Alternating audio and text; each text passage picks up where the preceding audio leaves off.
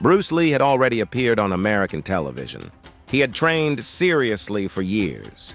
He had built a reputation as a martial artist, and he had a vision for the kind of actor he wanted to become. But Hollywood wasn't ready to give him the opportunity he wanted. So Bruce Lee made a decision. He went back to Hong Kong. At the time, it could have looked like a step backward. Instead, it became the turning point that transformed his career. Because when Hollywood closed one door, Hong Kong opened another. And what Bruce Lee did next would change martial arts cinema forever. Welcome back to LeeVerse. Today we're looking at a period of Bruce Lee's life that is often overshadowed by his later success. Before the Big Boss, before Fist of Fury, before Enter the Dragon. Bruce Lee was struggling to find the right opportunity in Hollywood. He had already tasted American television success as Kato in the Green Hornet. But television fame wasn't enough. Bruce wanted something more. He wanted meaningful roles. He wanted to be recognized as an Asian leading man. And Hollywood wasn't making that easy. Bruce Lee had spent years in America. He had studied philosophy. He had taught martial arts.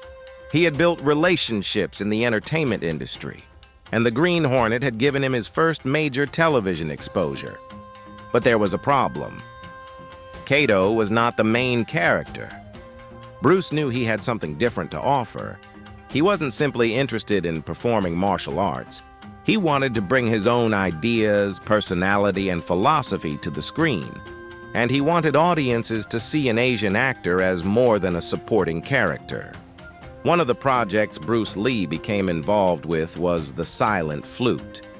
The project brought together Bruce Lee, actor James Coburn, and screenwriter Sterling Silliphant.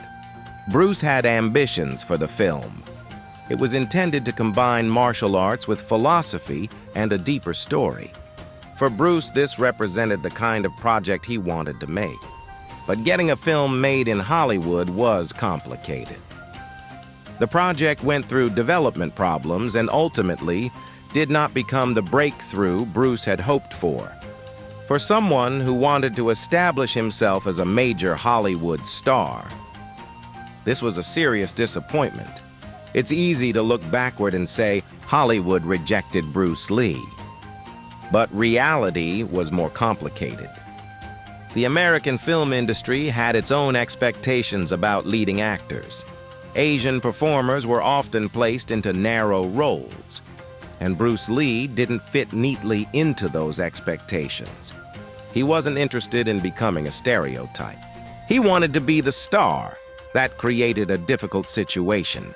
He had talent, he had charisma, he had martial arts ability, but having all three didn't automatically mean Hollywood would give him the role he wanted.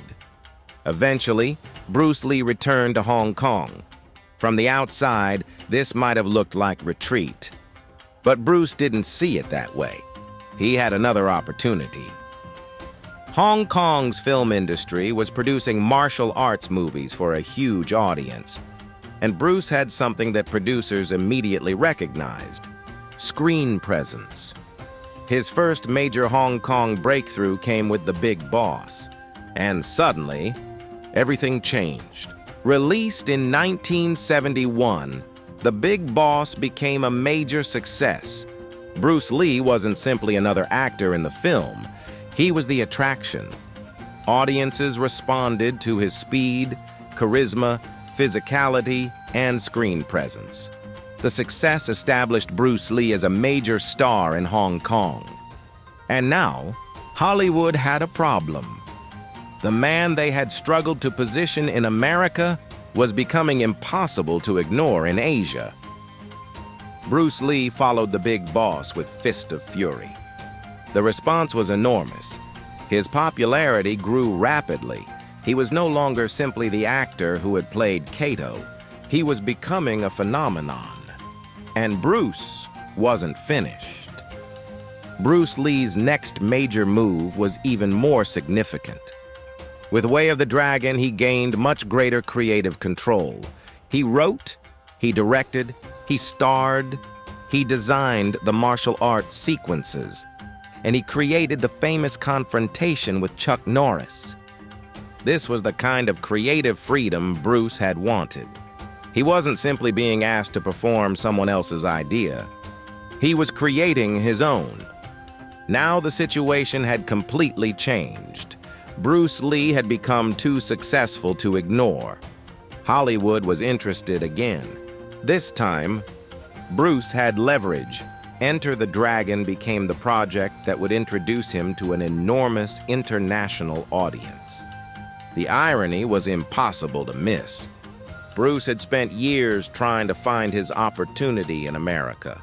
When it didn't come, he built his own success somewhere else. And eventually, America came looking for him. This is what makes this chapter of Bruce Lee's life so fascinating. His return to Hong Kong wasn't the end of his Hollywood dream. It became the road that eventually took him back to Hollywood on his own terms. Sometimes a setback doesn't mean the dream is over.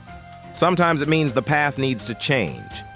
Bruce Lee couldn't control Hollywood, but he could control what he did next, and that's exactly what he did.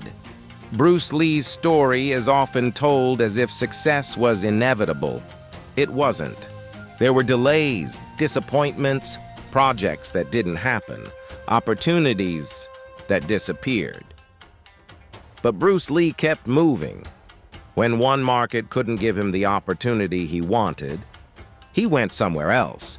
And instead of waiting for someone to make him a star, he became one. Hollywood didn't give Bruce Lee the career he wanted when he first asked for it. So he went back to Hong Kong, he built his own success, and eventually, Hollywood came back to him.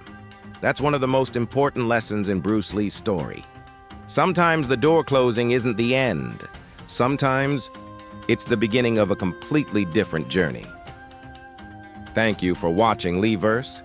If you enjoyed this story, subscribe for more carefully researched episodes about the real events behind Bruce Lee's life, career, philosophy, and legacy. Until next time, keep moving forward.